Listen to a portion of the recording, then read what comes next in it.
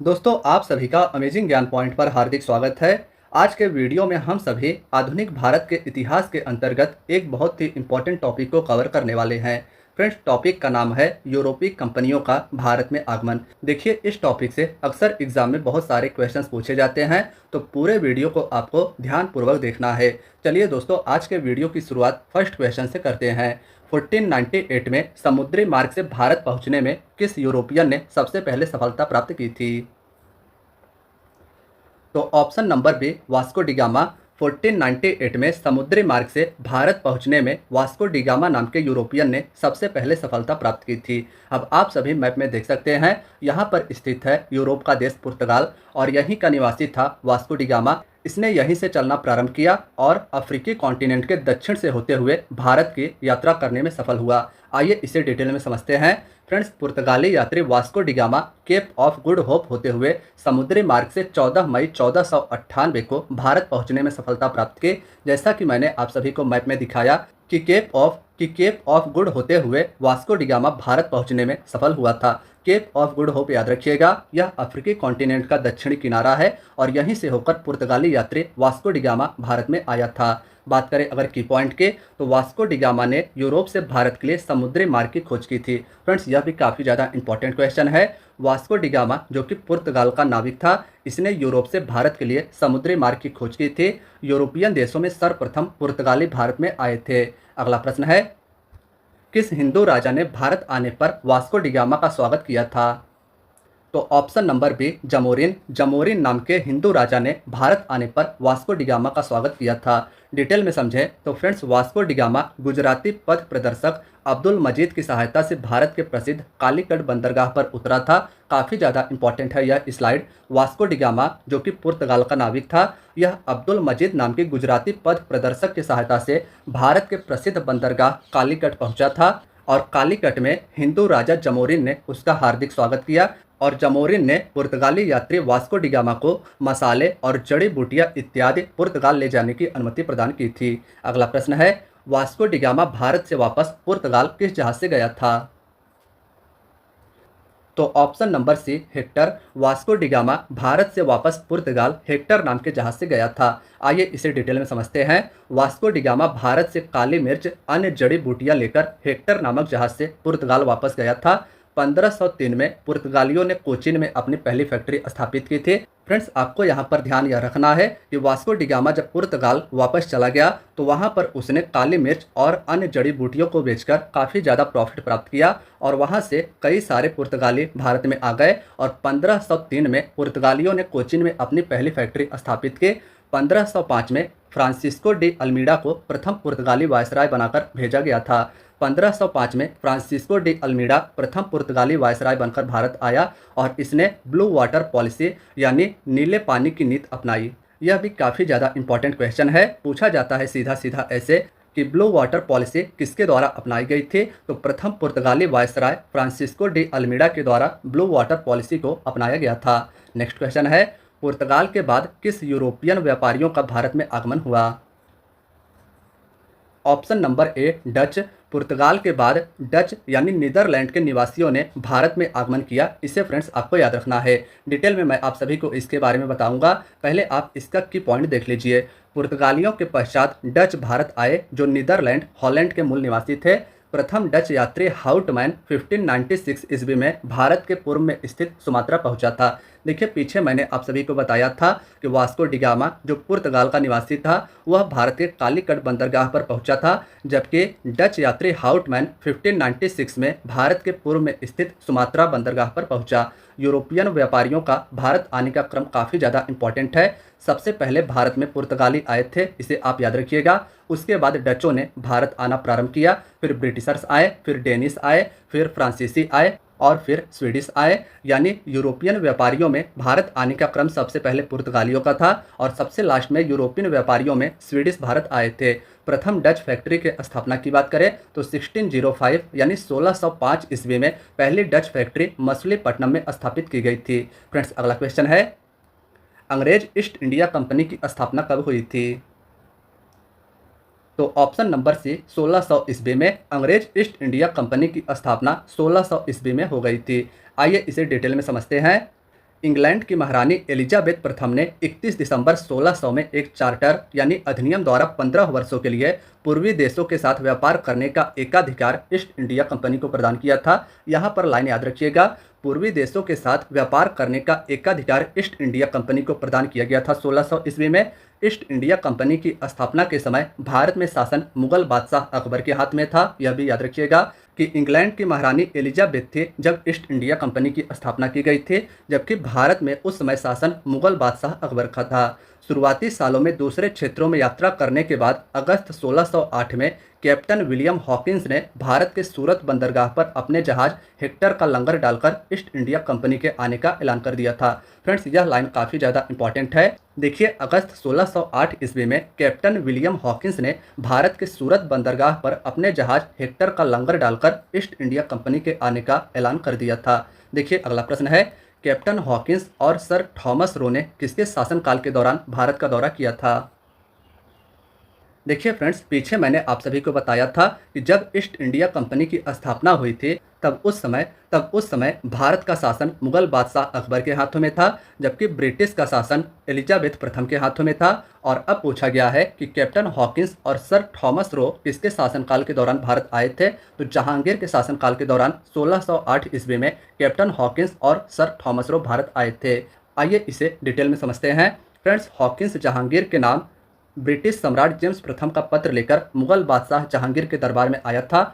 Hawkins Jahangir के नाम British सम्राट जेम्स प्रथम का पत्र लेकर मुगल बादशाह जहांगीर के दरबार में आया था। अब ध्यान आपको यह रखना है कि ब्रिटेन और भारत दोनों ही जगहों पर सत्ता का परिवर्तन हो गया है। सत्ता में अब ब्रिटेन में जेम्स प्रथम हो गए हैं और भारत में मुगल बादशाह जहांगीर हो गए हैं। हॉकिंस को तुर्की और फारसी भाषा का ज्ञान था। उसने मुगल दरबार में फारसी भाषा में बात की और इसी से प्रसन्न होकर इंग्लिश खान की उपाधि हॉकिंस को जहांगीर ने प्रदान की। क्वेश्चन सीधा सीधा ऐसे ही बनता है कि जहांगीर ने किसे इंग्लिश खान की उपाधि प्रदान की थी? तो हॉकिंस नाम के अंग्रेज को जहांगीर ने इंग्लिश खान की उपाधि प्रदान की थी। नेक्स्ट क्वेश्चन है, अंग्रेजों ने भारत में अपनी पहली फैक्ट्री कहाँ स्थापित की थी? फ्रेंड्स, इसे हम सभी डिटेल में समझेंगे कि किस कंपनी के द्वारा भारत में कहाँ पर सबसे पहली अपनी फैक्ट्री स्थापित की गई थी, क्योंकि यहाँ से काफ़ी ज़्यादा क्वेश्चंस बनता है और इसमें आप कंफ्यूज बहुत ही ज़्यादा होते हैं। तो देखिए, अंग्रेजों ने भारत में जो अपनी पहली फैक्ट्री स्थापित की थी वह जगह था सूरत। तो ऑप्शन नंबर डी वाला इसका राइट आंसर रहेगा।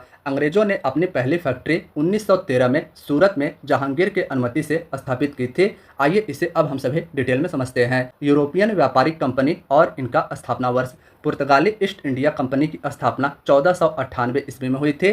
ब्रिटिश ईस्ट इंडिया कंपनी की स्थापना 1600 ईस्वी में हुई थी। डच ईस्ट इंडिया कंपनी की स्थापना 1602 ईस्वी में हुई थी। फ्रेंच ईस्ट इंडिया कंपनी की स्थापना 1664 ईस्वी में हुई थी। फ्रेंड्स, आगे के वीडियो में हम सभी डिटेल में जानेंगे कि किस यूरोपियन व्यापारिक कंपनी की पहली फैक्ट्री कहां पर स्थापित की गई थी, इसी तरह डिटेल से। नेक्स्ट क्वेश्चन है, वह पुर्तगाली कौन था जिसने गोवा पर अधिकार किया था? तो option number B, Alfonso de Albuquerque, इसका नाम याद रखिएगा। अल्फांसो डे अल्बुकर्क वह पुर्तगाली यात्री था जिसने सबसे पहले गोवा पर विजय प्राप्त की थी। आइए इसे डिटेल में समझते हैं। 1510 ईस्वी में अल्बुकर्क ने बीजापुर के आदिल शाह यूसुफ से गोवा को जीत लिया था। किससे 1510 ईस्वी में अल्बुकर्क ने गोवा को जीता था? तो बीजापुर के शासक आदिल शाह यूसुफ से। अल्बुकर्क को भारत में पुर्तगाली सत्ता का वास्तविक संस्थापक माना जाता है। देखिए, इसके पहले मैंने आप सभी को बताया था कि जो पहला पुर्तगाली गवर्नर था फ्रांसिस्को डी अल्मीडा, उसने नीले पानी की नीति अपनाई थी, जबकि अल्फांसो डी अल्बुकर्क ऐसा था जिसने सबसे पहले यहाँ पर आकर संघर्ष प्रारंभ किया था। देखिए दोस्तों, पुर्तगालियों को इनके बहुत से कामों के लिए भारत में जाना जाता है। भारत में तंबाकू के प्रचलन का श्रेय पुर्तगालियों को जाता है, यानी कि भारत में तंबाकू को लाया गया था पुर्तगालियों के द्वारा। और प्रिंटिंग प्रेस, यह भी इंपॉर्टेंट है, प्रिंटिंग प्रेस को लाने का श्रेय भारत में पुर्तगालियों को ही जाता है। देखिए, बात करें पुर्तगाली ईस्ट इंडिया कंपनी की स्थापना की तो 1498 में इनकी स्थापना की गई थी और इनकी पहली फैक्ट्री कालीकट में थी। काफ़ी ज़्यादा इंपॉर्टेंट है। पुर्तगाली ईस्ट इंडिया कंपनी की स्थापना 1498 में की गई थी। भारत में आने वाले पहले यूरोपियन पुर्तगाली ही थे और इनकी पहली फैक्ट्री कालीकट में स्थापित की गई थी। अंग्रेज ईस्ट इंडिया कंपनी की स्थापना 1600 ईस्वी में की गई थी और इनकी पहली फैक्ट्री सूरत में स्थापित की गई थी। फैक्ट्री यानी कारखाना इनकी सूरत में स्थापित की गई थी। डच ईस्ट इंडिया कंपनी, जो कि पुर्तगालियों के बाद आए थे, इनकी स्थापना इनके कंपनी की स्थापना 1602 ईस्वी में की गई थी और इनकी पहली फैक्ट्री मसलिमपट्टनम में थी। फ्रांसीसी ईस्ट इंडिया कंपनी की स्थापना 1664 में की गई थी और इनकी भी पहली फैक्ट्री सूरत में ही स्थापित की गई थी। यानी अंग्रेज और फ्रांसीसी ये दो व्यापारिक कंपनी ऐसी थी जिनकी पहली फैक्ट्री सूरत में स्थापित की गई थी। फ्रेंड्स, अगला प्रश्न है, डचों यानी नीदरलैंड के निवासियों को भारतीय व्यापार से अलग करने में कौन सबसे पहले सफल रहे? तो ऑप्शन नंबर सी अंग्रेज इसका राइट आंसर होगा। डचों को भारतीय व्यापार से अलग करने में सबसे पहले सफल अंग्रेज हुए थे। डिटेल में समझें तो फ्रेंड्स 1759 यानी 1759 में अंग्रेजों के साथ वेदरा के युद्ध में डच पराजित हुए। इस पराजय से भारत से उनकी शक्ति समाप्त हो गई। डचों की शक्ति भारत से वेदरा के युद्ध के बाद 1759 में समाप्त हो गई और ये सबसे पहले भारत से निकल गए थे। अगला प्रश्न है, 1632 में गोलकुंडा की किस सुल्तान ने अंग्रेजों के नाम सुनहला फरमान यानी गोल्डन फरमान जारी किया था? ऑप्शन नंबर ए अब्दुल्ला कुतुब शाह।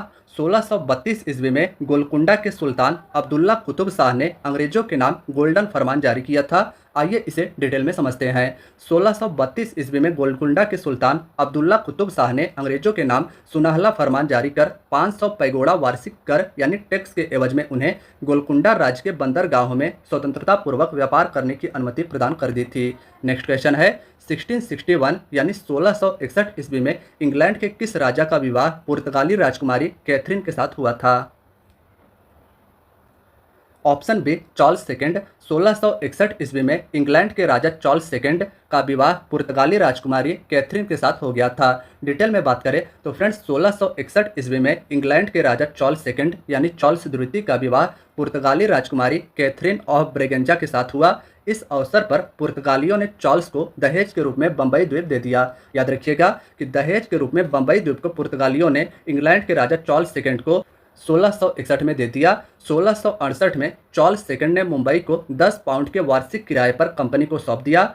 और फ्रेंड्स यहाँ पर इंपॉर्टेंट हो जाता है बंबई के स्थापना की। बंबई का वास्तविक संस्थापक गेराल्ड आयंगर को माना जाता है, तो इसका भी नाम आप याद रखिएगा। नेक्स्ट क्वेश्चन है, कोलकाता नगर की स्थापना किसने की थी?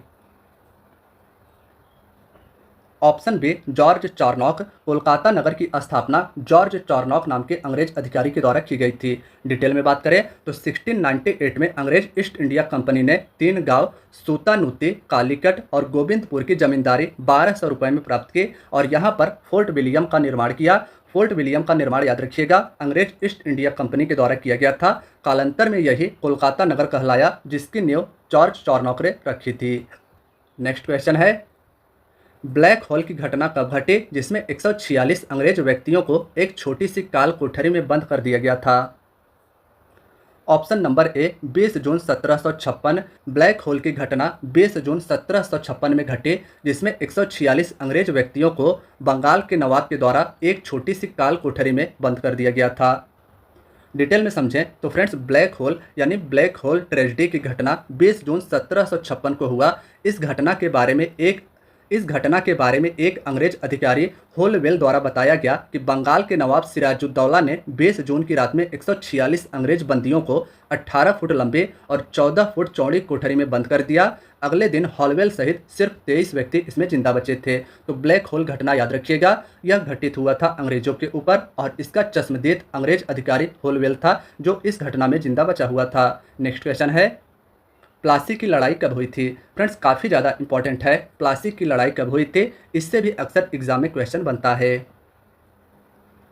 तो ऑप्शन नंबर सी 23 जून 1757 को प्लासी की लड़ाई 23 जून 1757 को हुई थी। डिटेल में समझे तो प्लासी का युद्ध 23 जून 1757 को अंग्रेजों के सेनापति रॉबर्ट क्लाइव और बंगाल के नवाब सिराजुद्दौला के बीच में हुआ था। किसके किसके बीच में हुआ था? तो अंग्रेजों के सेनापति थे रॉबर्ट क्लाइव और बंगाल के नवाब सिराजुद्दौला के बीच प्लासी की लड़ाई 23 जून 1757 को हुआ था। युद्ध में नवाब के सेनापति मीर जाफर ने नवाब को धोखा दिया, जिसके कारण नवाब सिराजुद्दौला इस युद्ध में पराजित हुए, यानी प्लासी की लड़ाई अंग्रेजों के द्वारा जीत ली गई। इसके उपरांत अंग्रेजों ने मीर जाफर को बंगाल का नवाब बना दिया। देखिए युद्ध में नवाब के सेनापति मीर जाफर ने अंग्रेजों का साथ दिया, जिसका इन्हें इनाम मिला। इन्हें अब अंग्रेजों ने बंगाल का नवाब बना दिया है।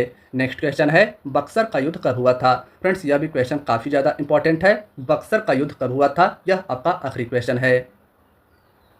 ऑप्शन नंबर ए 22 अक्टूबर 1764 को 22 अक्टूबर 1764 को बक्सर का युद्ध हुआ था, जबकि मैंने पीछे आप सभी को बताया था कि प्लासी का युद्ध 1757 को हुआ था।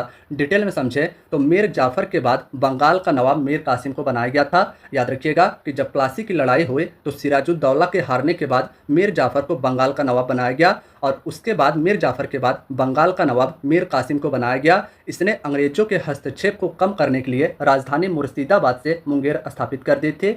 मीर कासिम के समय पटना पर आक्रमण हुआ। पहले पटना बंगाल के अंतर्गत ही आता था। इसके बाद अंग्रेजों ने मीर जाफर को मीर कासिम के स्थान पर बंगाल का पुनः नवाब घोषित किया। इसके बाद अंग्रेजों ने मीर कासिम के विरुद्ध युद्ध छेड़ दिया। मीर कासिम अवध के नवाब शुजाउद्दौला और मुगल सम्राट शाह आलम द्वितीय के मध्य समझौते के तहत उनकी संयुक्त सेना ने 22 अक्टूबर 1764 को हेक्टर मुनरो के नेतृत्व में अंग्रेजी सेना का सामना किया, लेकिन इसमें अंग्रेजों की विजय हुई। तो यह आपको याद रखना है कि बक्सर के युद्ध में मीर कासिम जो बंगाल के नवाब थे और शुजाउद्दौला जो अवध के नवाब थे और मुगल सम्राट शाह आलम द्वितीय इनके मध्य समझौते के तहत इनके संयुक्त सेना ने 22 अक्टूबर 1764 को इन्होंने हेक्टर मुनरो के नेतृत्व वाली अंग्रेजी सेना का सामना किया, लेकिन इसमें अंग्रेजों की विजय हुई और इन सभी का हार हुआ। तो फ्रेंड्स, आज की आपकी वीडियो यहीं तक थी। वीडियो कैसी लगी कमेंट में हमें जरूर बताइएगा। वीडियो अगर अच्छी लगी हो तो वीडियो को लाइक अवश्य कीजिएगा। चैनल पर नए हैं तो चैनल को सब्सक्राइब भी कर लीजिएगा और अपने दोस्तों यारों मित्रों के साथ भी इस वीडियो को जरूर शेयर कीजिएगा।